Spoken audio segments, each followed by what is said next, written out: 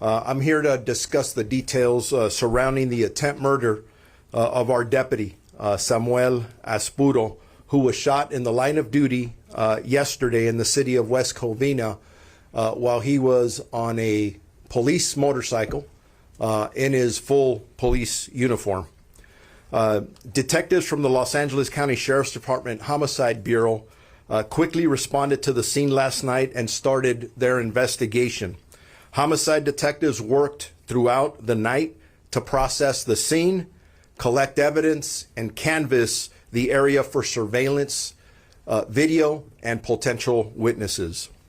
During the course of their investigation, homicide detectives learned that officers from the California Highway Patrol Border Division arrested Raimundo Duran, a 47-year-old Hispanic male, on suspicion of drunk driving and weapons possession charge. He was booked into the San Diego County Sheriff's Jail. Raimundo Duran was detained by the officers of the CHP San Onofre Inspection Facility in San Diego County. During their investigation, the California Highway Patrol officers retrieved a firearm from Raimundo Duran's vehicle. He was discovered parked at a location in a 2008 silver Toyota Camry 4-door. Homicide detectives responded to San Diego County Sheriff's Jail and interviewed Raimundo.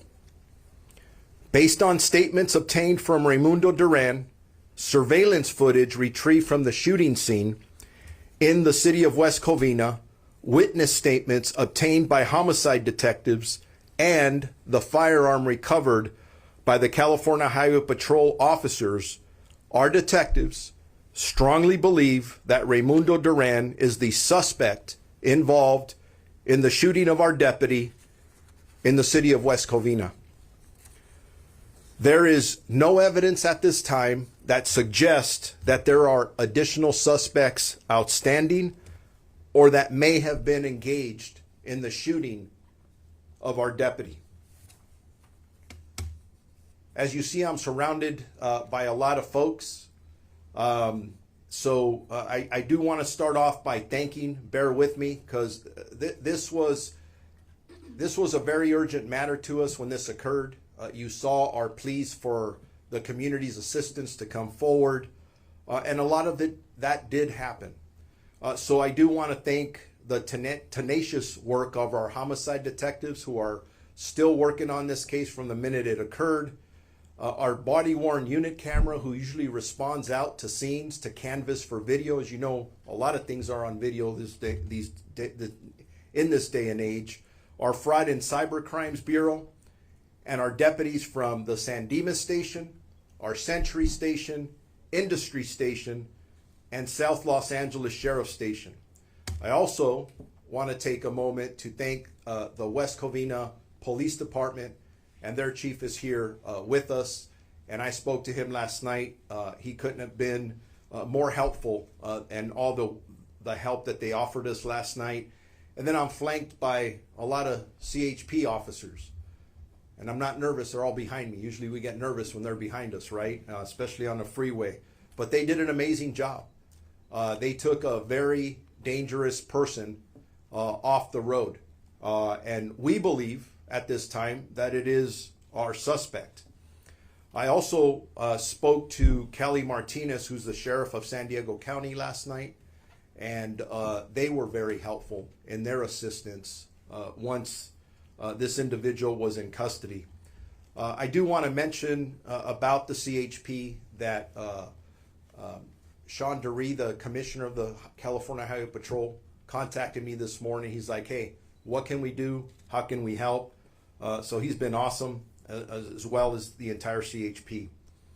I also want to take a quick second to thank the witnesses that came forward immediately when our deputy was shot in the back. I can't say enough about them. They saw what they saw, got out of their cars, went immediately to aid our deputy, communicate with them, and eventually their information became very important to the investigation that our homicide detectives were conducting. So thank you. In our eyes, you're heroes. Not only did you help this deputy, but I have a feeling based on the characters that's been described, you do this for anybody who needed help out on the street. At the end of the day, I'm very happy that this person is in custody, but I'm even more thankful that Deputy Aspuro is doing well and he's recovering at home. I made several statements last night and talked about the fact that he was wearing his vest, his bulletproof vest, and we believe it saved his life. The situation could have ended so tragically, and even though this was not a good incident, I think the outcome is a lot better than we would have liked with his safety. And it does remind us for our community out there how dangerous the job is in law enforcement. I think we take it for granted. These men and women put on a uniform, a badge 24/7, 7 days a week, and they go out there. There's gunfire, they run to it, they don't run away from it. And under these circumstances, I'm so proud to be part of this profession. So what I will do is I'll go on to the next phase. I'll take any questions that you may have. But please keep in mind that, yes, there are a lot of details in how our detectives worked with the other agencies to make this arrest.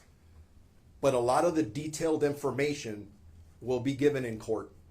And we plan on doing everything we can to make sure that this individual gets prosecuted to the full extent of the law. And with that, I will open it up to any questions. Sheriff Luna, Ted Chen from NBC4. Based on those witnesses you just thanked, can you share a little bit more about the circumstances that led up to the shooting? How did the suspect allegedly approach? What were the circumstances surrounding that shooting? All excellent questions, and those are all details that we're still in the process of making sure that we're getting them from one place, corroborating it with video, and at the end of the day, all this information will be provided to the district attorney's office when they are considering for filing for this case. So at that time, all that information will come out. Can you share more about Mr. Duran's background?